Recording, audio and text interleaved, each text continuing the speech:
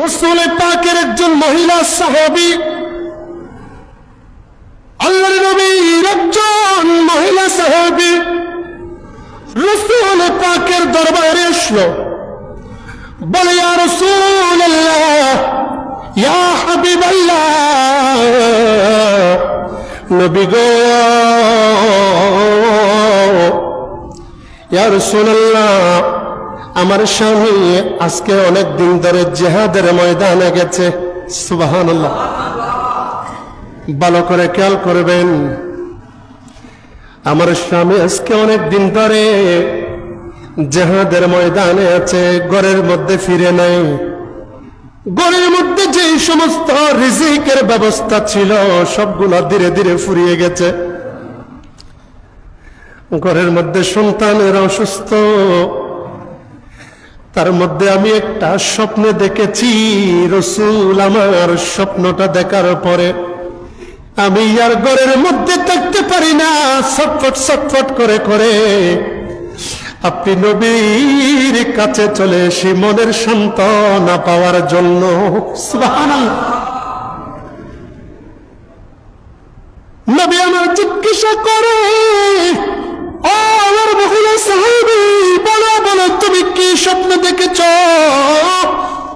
কি এমন স্বপ্ন দেখেছ?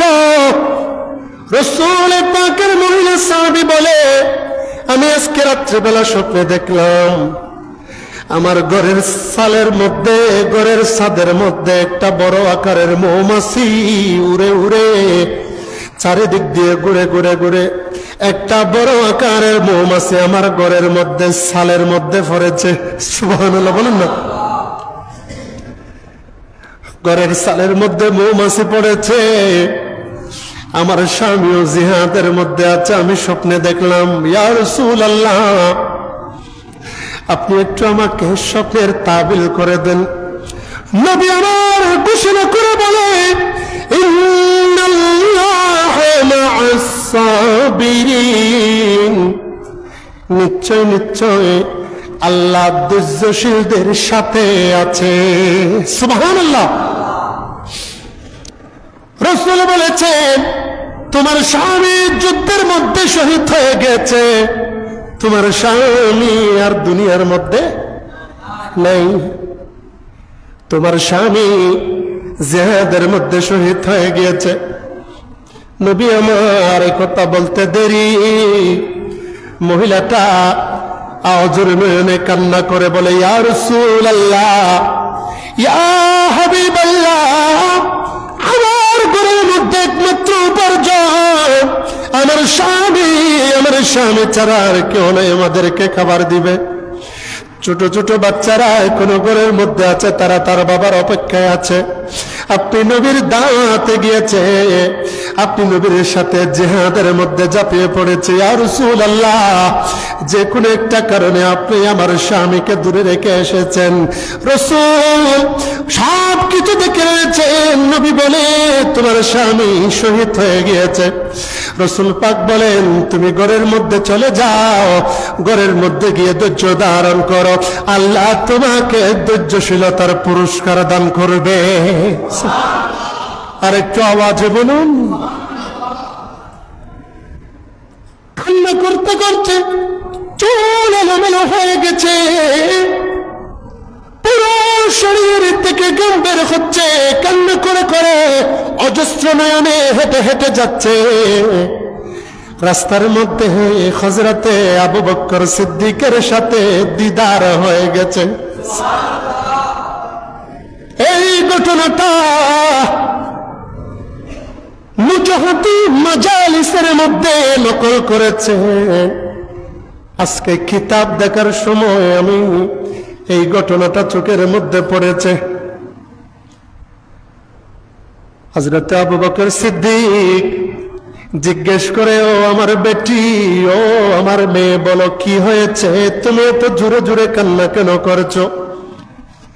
বলে, আবু বকর সিদ্দিক, ইসলামের প্রথম খলিফা, ও আমিরুল মুমিনিন, ও আবু বকর সিদ্দিক, আমি একটা মনের মধ্যে বড় বেদনা নিয়ে দৌড়াদৌড়ি করছি। রাসূলকে স্বপ্নের কথা বলেছেন, সেটা আবু বকর সিদ্দিককে বলে নাই। সুবহানাল্লাহ। উনি বলছে আমার স্বামী জিহাদে আছে, আমি আজকে রাতে স্বপ্নে দেখলাম আমার ঘরের মধ্যে মৌমাছি, একটা বড় মৌমাছি এসে ছাদের মধ্যে পড়েছে। সুবহানাল্লাহ।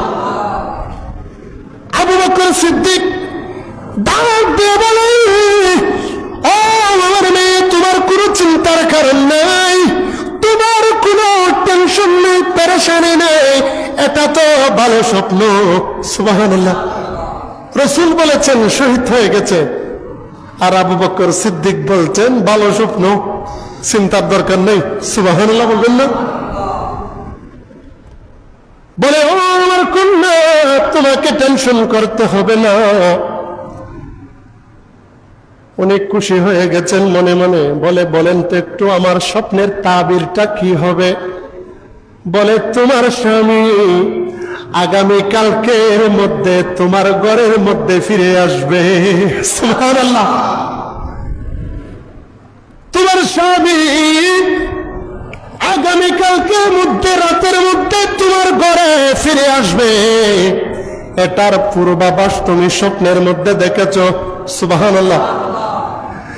ওই মহিলা সাহাবী দুইটা কথাই বিশ্বাস করে নিয়েছেন, নবীর কথাও বিশ্বাস করেছেন, আবু বকর সিদ্দিকের কথাও বিশ্বাস করেছেন। সুবহানাল্লাহ। ঘরের মধ্যে গিয়েছে মহিলা, রাত্রিবেলা যখন একটু শুয়ে আছে, শোয়া অবস্থায় ওই মহিলা দেখতে পেল যখন রাত্র গভীর হয়েছে, ঘরের দরজার মধ্যে টং টং টং টং করে আওয়াজ দিয়ে নাম ধরে ডাকে। সুবহানাল্লাহ। ওই মহিলা দৌড় বেড়ে পর্দা ধরে রেখে দৌড় মারল, ঘরের দরজা যখন একটু খুলে দিল, সাথে সাথে তার প্রাণের স্বামীর চেহারা দেখলো। সুবহানাল্লাহ। ওই স্বামীকে দেখার পরে কান্না করে, স্বামীর পায়ে পড়ে পড়ে কান্না করে, বলে, ও স্বামী, তুমি ফিরে এসেছো। স্বপ্নের কথার স্বামীকে বলে নাই, স্বামী পেয়েছে তো সবকিছু পেয়েছে। সুবহানাল্লাহ বলুন না। আমার রাসূল যে শহীদ হয়েছেন বলেছেন, ওই সময়ের কথা ওনার মাথার মধ্যে সেট হয়ে গেছে। একবার না একবার রাসূলের দরবারে গিয়ে জিজ্ঞেস করবো, নবী বলেছেন স্বামী শহীদ হয়ে গেছে। আবু বকর সিদ্দিক বলেছেন ঘরের মধ্যে স্বামী আসবে। আবু বকর সিদ্দিকের কথা সত্য হয়েছে, রাসূলের কথা মতো কেন হয় নাই? আমি একটু নবীর দরবারে গিয়ে জিজ্ঞেস করব। রাসূলের দরবারে গেল, রাসূল থেকে জিজ্ঞেস করলো, ইয়া রাসূলুল্লাহ, ইয়া হাবিবাল্লাহ, ও দয়াল নবী, আমার প্রিয় নবী, আপনাকে জিজ্ঞেস করছি, আপনাকে জিজ্ঞেস করছি। আপনি নবীকে আমি একটা কথা জিজ্ঞেস করার জন্য আসলাম। ও নবী, আপনি বলেছেন আমার স্বামী যুদ্ধের মধ্যে, জিহাদের মধ্যে শহীদ হয়ে গিয়েছে, এখন তো আমার স্বামী আমার ঘরের মধ্যে ফিরে এসেছে। বলে, এটা কেমন করে হয়েছে? নবী আমার ডাক দিয়ে বলে, ও মহিলা সাহাবী, আসো আসো, আমি যা বলি আগে মন দিয়ে শুনো। তুমি যখন আমি নবীর দরবার থেকে যখন ফিরে যাচ্ছিলে, একজন ব্যক্তির সাথে দেখা হয়েছে কি? সুবহানাল্লাহ। বলে, ওই ব্যক্তি কি আবু বকর ছিল? বলে, ইয়া রাসূলুল্লাহ, আবু বকর ছিল। বলে, ওই ব্যক্তি তোমাকে কি বলেছে? বলে, ইয়া রাসূলুল্লাহ, ওই ব্যক্তি বলেছে আমার স্বামী আজকে রাতের মধ্যে ঘরে যাবে। সুবহানাল্লাহ। বলে, আজকে রাতের মধ্যে ঘরে যাবে। এই কথা যখন আল্লাহ শুনেছে, আল্লাহ যখন আবু বকর সিদ্দিকের কথা শুনেছে, আগে তো আমি জানি তোমার স্বামী যুদ্ধের মধ্যে শহীদ হয়েছে। মহিলা সাহাবীরে, আগে যুদ্ধের মধ্যে শহীদ হয়েছে, এটা বাস্তব কথা, বাস্তব কথা। আবু বকর সিদ্দিক যখন নিজের জবান দিয়ে যখন বলেছেন তোমার স্বামী তোমার ঘরের মধ্যে ফিরে যাবে, আল্লাহ জিবরাইলকে বলে, ও জিবরাইল যাও যাও যাও যাও, ওই মহিলার স্বামীকে জান্নাত থেকে বের করে, জান্নাত থেকে রূহটা বের করে দেহের মধ্যে দিয়ে আবারও জিন্দা করে আবু বকর সিদ্দিকের কথাকে সত্য করো, সত্য করো, সত্য করো, তার ঘরের মধ্যে গিয়ে নামাই দিয়ে আসো।